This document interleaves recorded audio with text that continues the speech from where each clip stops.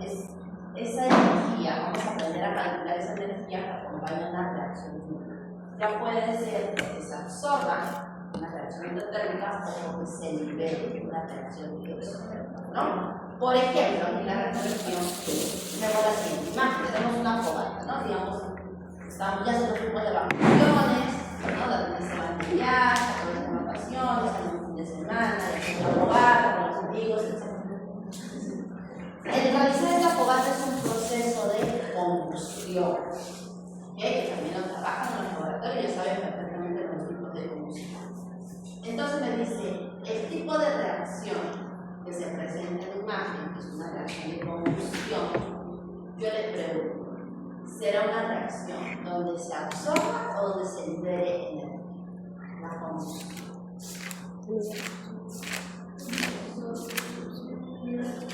¿La combustión se absorbe o se libera energía?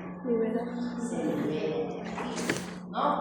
Hablamos algunas semanas atrás, cuando hablamos de los vehículos, ¿no? Que necesitan el combustible para que reaccione, para que funcione.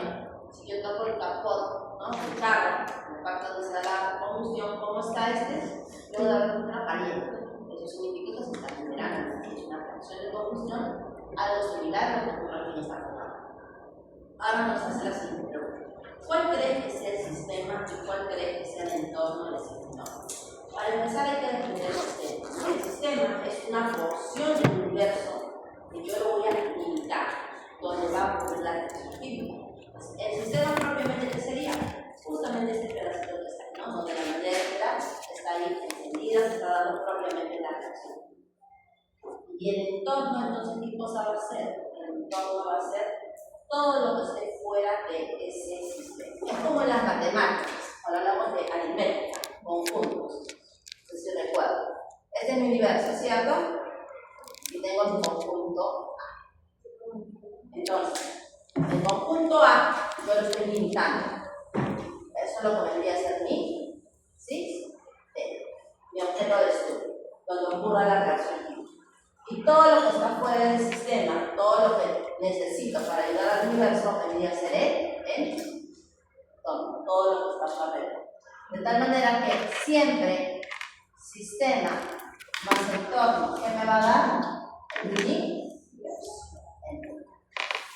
Esto es lo chicos, en general, la termodinámica. La termoquímica es una parte de la termodinámica que justamente se centra en el estudio de los sistemas, pero que gobierna una reacción. Ahora me hace la siguiente pregunta. ¿Es espontáneo que dicha reacción el CO2 y el agua se conviertan en materia orgánica y oxígeno? ¿Sí o no? ¿Qué significa algo espontáneo? Algo que no requiera de esfuerzo, algo que no requiera de una energía. Por ejemplo, si yo estoy volviendo de las vacaciones, de repente uno se va de frío, estoy en una montaña y voy a esquiar. Estoy acá arriba. Entonces, si yo voy en ese sentido, me resbalo, ¿no? Una tabla, un esquí, qué sé yo. Entonces, el que yo bajo por esa pendiente, ¿será un proceso espontáneo? Sí, porque requiere un esfuerzo físico de que yo me resbale, no. Pero si yo me resbalé, llegué al punto bajo, y ahora quiero volver a subir para hacer ese proceso. Ahora, ¿el proceso seguirá siendo espontáneo? No, ahora ya no va a ser espontáneo. ¿Por qué? Ahora va a requerir, obviamente, un gasto de energía, un esfuerzo. El que yo suba a la montaña, obviamente va a ser que me canse, que va a ser más lento, diferente a este proceso. Eso es lo que significa la espontaneidad. Entonces, algunas reacciones químicas sí ocurren de manera espontánea y otras no, como es el caso de la reacción entre CO2 y el agua, para darnos materia orgánica. ¿Okay? Entonces, la determinación de la espontaneidad de la reacción de la combustión de la madera, nosotros vamos a determinar porque si se libera energía o si se absorbe energía. En este caso, cuando se libera energía, hablamos de se trata de un proceso espontáneidad. Son algunos conceptos en esta parte de la reflexión, que solamente lo vamos a ir mencionando conforme hemos visto el imagen, pero a lo largo de la clase, de la presentación, vamos a mirar los conceptos puntuales. ¿Okay? Entonces, hoy día, chicas, el resultado de aprendizaje es que ustedes van a poder hacer el cálculo de esta variable. variación de este delta de H que aprendimos la clase anterior, ¿no? La energía asociada a la reacción química, así como el cálculo de otra función de estado que se llama la energía libre. Y este último, dependiendo de su valor, su operación matemática, si es positivo o negativo, nos va a relacionar la espontaneidad regularidad. Para ello vamos a aplicar diferentes leyes de la termodinámica. La primera y la segunda ley de la termodinámica específica. Entonces, el contenido, primero es hablar un poquito de algunos conceptos como la termoquímica y escribir correctamente una ecuación termodinámica. Luego hablaremos de las siguientes funciones de estado. Hoy día de repetición vamos a llegar hasta la entalpía, la variación de la entalpía. Pero en la próxima semana completamos la clase hablando de la entropía y de la energía libre de Higgs.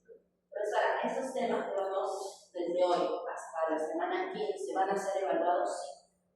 Ya recuerden que ustedes tienen un cuestionario final. ¿Sí? Se va a sumar parte de su nota de evaluación número 3. Y en ese cuestionario final, que no es como los cuestionarios que han tenido convencionalmente semana tras semana, es un cuestionario inclusivo que solamente se habilita durante 24 horas, van a ser justamente evaluados estos últimos temas que vamos a desarrollar. Semana de hoy 12, 13, 14, 15. Son 4 preguntas y cada una va a ser 5. ¿Ok? Va a venir, repito, en el último cuestionario que es específico de la evaluación final sobre los últimos temas que vamos a trabajar. Yo sé que algunos estarán necesitando sacar en ese cuestionario finalmente. Entonces, no es porque ya no haya otro examen escrito, a veces faltan la clase, faltan igual tienen que seguir asistiendo porque van a enseñarse estos temas en esta clase que seguimos. Bien, entonces comenzamos aquí. Y aquí tenemos pues, imágenes donde está relacionado el término de la energía. La energía es un hecho que va a ser aquella capacidad que tiene el sistema, ¿ok? Para poder realizar un trabajo. Por ejemplo, se habla de la energía eléctrica, de la energía mecánica que tiene que ver con el desplazamiento, energía fotovoltaica, energía, en este caso, mareomotriz, ¿no? Por la acción de las paredes, el movimiento de las mareas, la energía nuclear que se utiliza bastante, así como la energía térmica, que es lo que nosotros utilizamos dentro de nuestro día a día. Esta capacidad que va a tener para que nosotros podamos realizar un trabajo es lo que vamos a llamar energía. Ahora, el sistema, que ya les estaba definiendo. ¿Qué es un sistema? ¿Qué es el entorno? El sistema hemos indicado que va a ser una porción del universo cuyas propiedades están estudiando y está limitada. Este va a ser nuestro objeto de estudio. Para la termoquímica, el sistema va a ser la reacción química. ¿Okay? Para la termoquímica, lo que vamos a estudiar en esta clase, el sistema es la reacción química. Todo lo que está fuera del sistema es lo que llamamos el entorno, ¿okay? O el medio.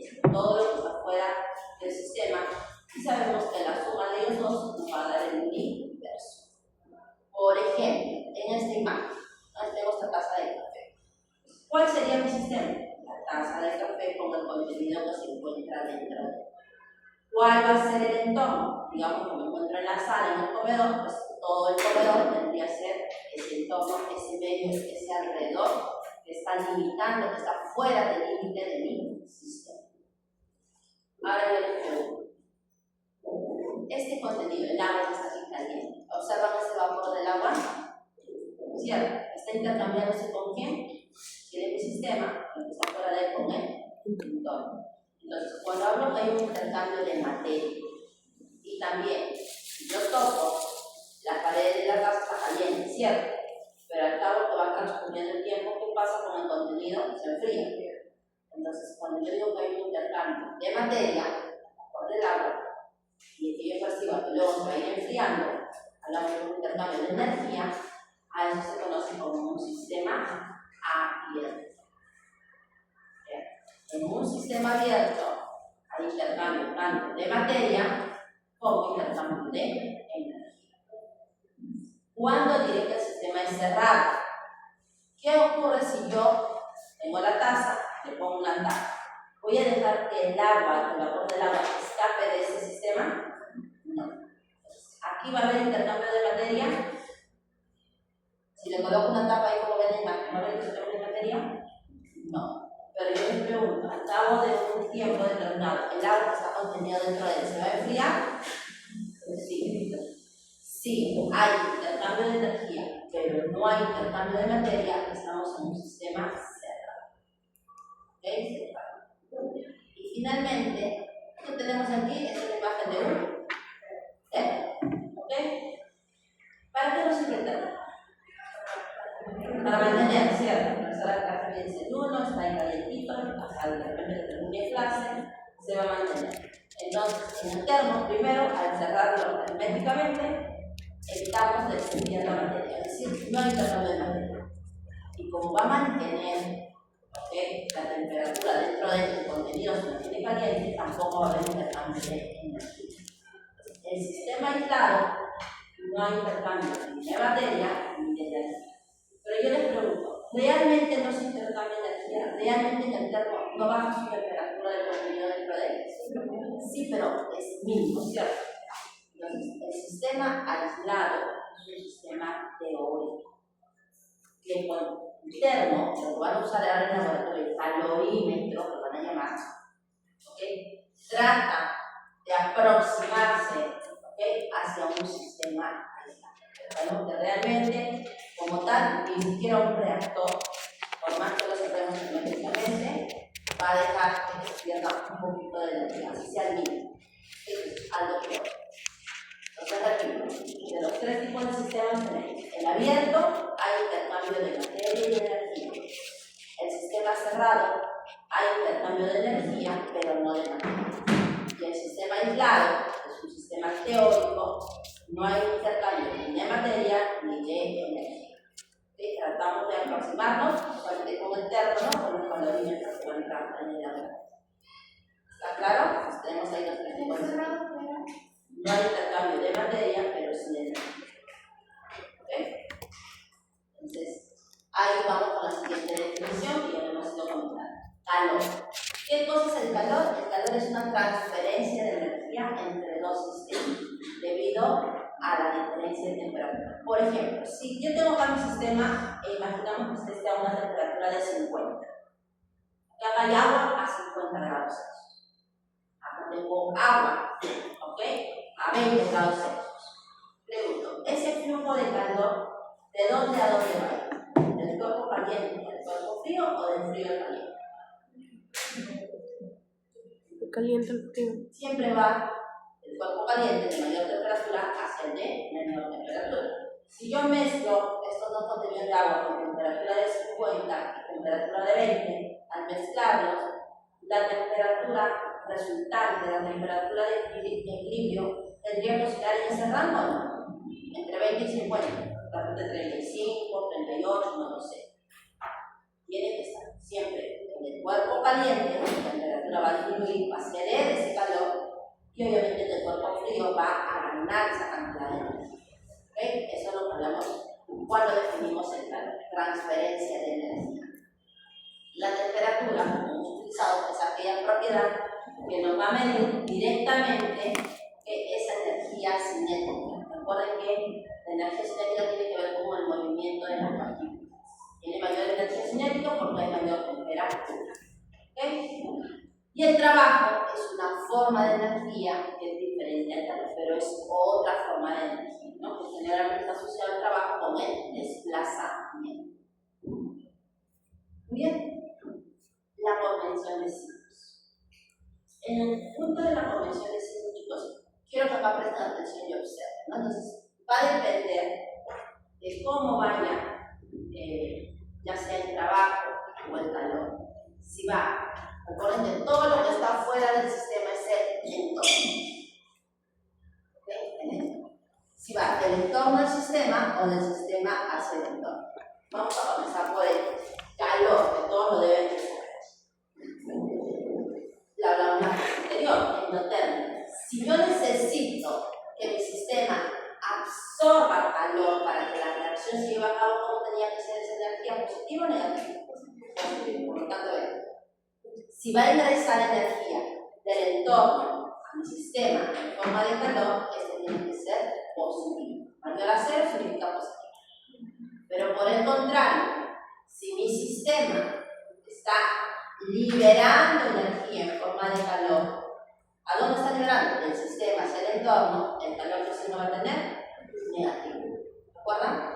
Reacción endotérmica, reacción exotérmica. Para el calor. Para el trabajo, presten atención.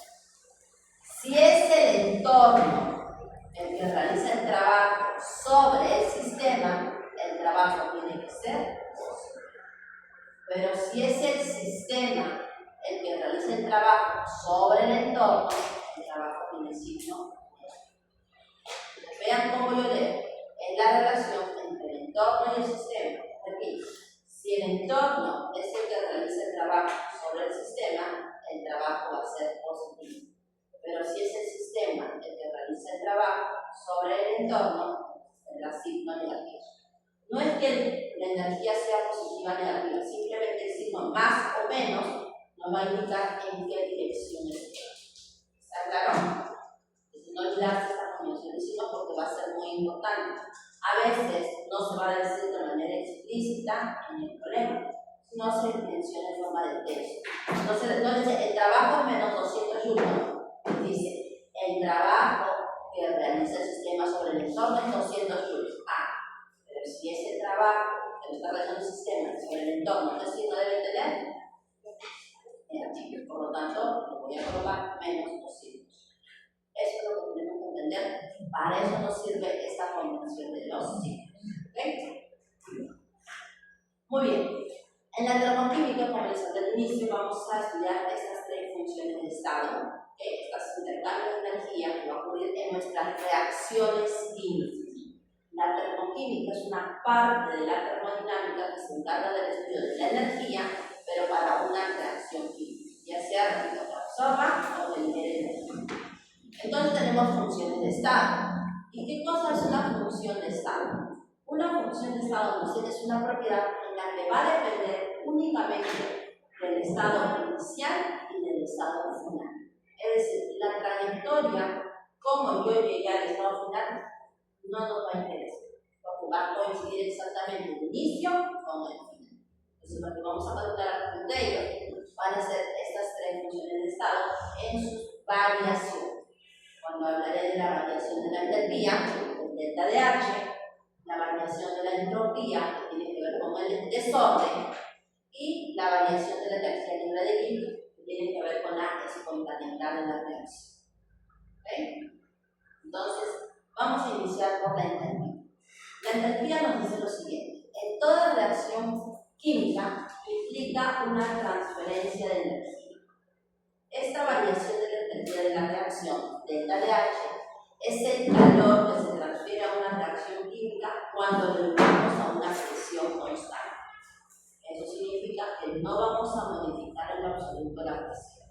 Recuerden, todos los experimentos que ustedes trabajan en el laboratorio, la presión no es una variable que vayamos a modificar. Si algo podemos modificar en el laboratorio de química, algo que se puede hacer es la temperatura, la presión. Entonces, si ustedes observan esta información, esta denotación, como ven aquí, delta de H que indica variación de energía.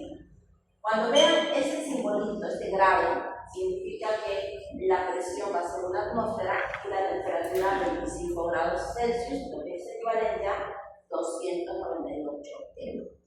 Eso es lo que llamamos la variación de la energía condición estándar. ¿Ok? Ningún problema. Tiene la variación de entropía para cierta fracción a condición estándar, pues yo lo voy a denotar delta de H y el grado. ¿Qué significa? Presión en la atmósfera, temperatura 25 grados Celsius, o lo equivalente a 298. ¿Bien? Entonces, por ejemplo, veamos aquí. Si yo escribo así mi ecuación química, yo sé que es una reacción de combustión, ¿cierto? Hidrocarburos reaccionan con el oxígeno para producir un dióxido de carbono y vapor de agua. Hasta ahí, como está escrito en la primera ecuación, la primera, me dice si la reacción es endotérmica o exotérmica, si se está absorbiendo, si está liberando energía. ¿Me dice algo? No. Solamente me muestra reactantes, productos y el balance de su ecuación.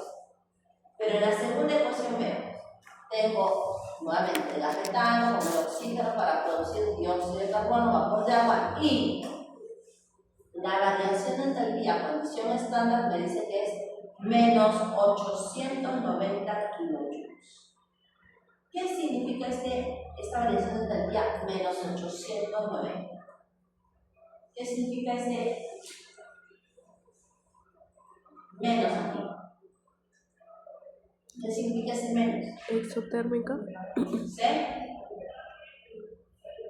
Se ha liberado. No es que la energía sea negativa.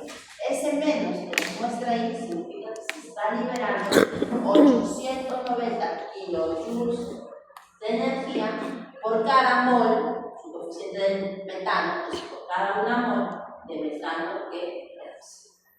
Y esa es la forma correcta en que se escriben las ecuaciones en la termodinámica. Yo la semana anterior les mostré que si el delta de H tiene signo negativo, se libera. Pero ¿qué hubiese pasado si acá el signo era positivo? Absorbe. Para que se dé la reacción, necesita absorber cada mol de este hidrocarburo de metano 890. Eso es lo que yo tengo que hacer. ¿Está claro? ¿Sí? Así vamos a encontrar escritas las diferentes ecuaciones en la termodinámica. Bien, para hacer los cálculos.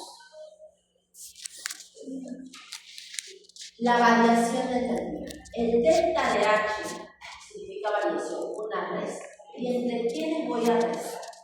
Voy a hacer la diferencia entre la variación de entalpía de los productos menos la variación de entalpía de los reactantes. Siempre en ese orden.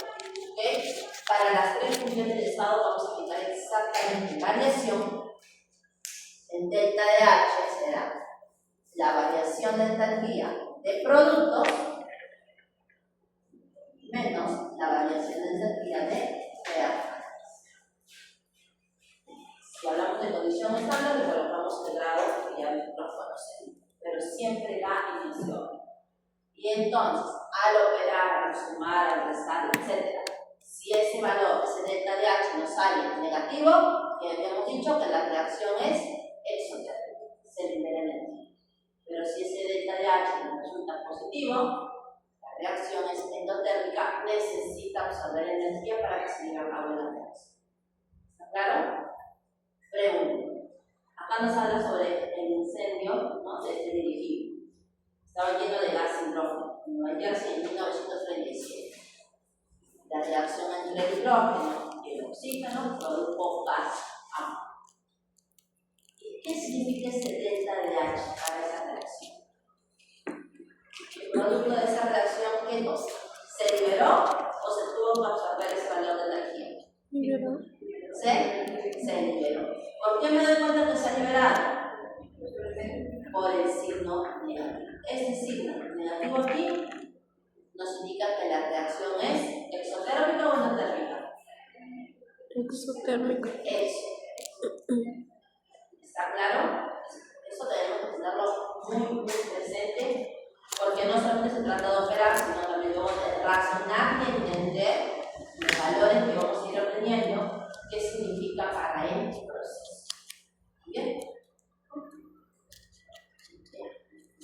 Hay algunos cálculos.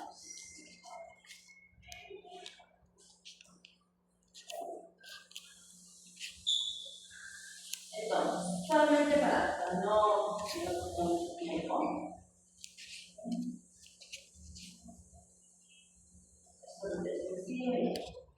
aquí, solamente esos últimos contactos, y ya la otra semana, porque igual necesito que ustedes mismos revisando el material de clase, porque la próxima semana directo nos vamos a ir a los índices. Entonces, ya hablan sobre el estado activado y la energía de la activación. Para poder mostrar, voy a comparar, ya sea que la reacción sea endotérmica o exotérmica. Para ambos va a cumplir exactamente lo mismo en ellos. Cuando nosotros pasamos de reactantes a productos, se han dado cuenta que en algunas reacciones ese paso de reactantes a productos es rápido, ¿cierto? Rápidamente lo puedo visualizar el cambio. Pero hay otros pasos de que va a demorar. De repente necesito agregarle calor, algún catalizador, algo para para que la reacción progrese. ¿Por qué algunas reacciones son más rápidas que otras? Tiene que ver con esta EA. Esta EA es la energía de activación. Siempre en el paso, en ese mecanismo de pasar de reactantes a productos, hay que superar esa energía de activación. Hay que superar la formación de complejo activado. Digamos que este complejo activado es lo que llamaremos un producto intermedio. No es el producto final de la reacción. Entonces, si esta energía de activación es un valor bastante grande, la reacción va a ser rápida o lenta. Si esta energía de activación, tengo que superar esta cresta verde. Esta está aquí, obviamente el paso de reactantes a producto va a demorar, ¿cierto? Pero si la energía de activación es pequeñita, el paso de reactantes a producto va a ser rápido. Esa es la razón por la cual algunas reacciones ocurren más rápidas que otras. En el caso de las reacciones endotérmicas, al hacer esa diferencia entre la energía de los productos y los reactantes, ese valor nos resulta positivo. Porque estamos frente a una reacción endotérmica. A diferencia de la reacción exotérmica, cuando hacemos esa resta, esa diferencia entre productos y reactantes, ese valor nos sale negativo. Le decimos que la reacción es exotérmica. Pero repito, superar esta energía de activación va a ser propia, va a depender propiamente de la naturaleza tanto de reactantes como de productos. Ya cuando veamos en las siguientes semanas, porque nos toca después de terminar termoquímica cinética, hablaremos, ¿no?, de algunos factores que ayudan a acelerar el proceso de la reacción. Uno de ellos son el uso de los catalizadores, ¿no? Entonces ya hablaremos propiamente en la parte de las. Entonces, eso es lo que nos decía aquí. Vamos a tener esta diapositiva, la número 19. Y la próxima semana vamos a hacer el uso de los cálculos de esas dos leyes.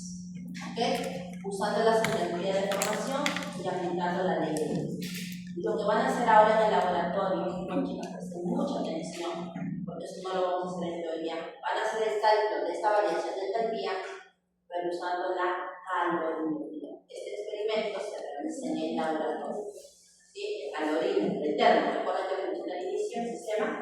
Eso es lo que van a realizar el día de hoy para una reacción de neutralización. Así que atentas, revisemos el material. No voy a poner activo la actividad síncrona esta semana porque no hemos hecho ningún problema de cálculo y a la próxima semana estaremos. ¿Okay? Igual miren el proceso de cálculo.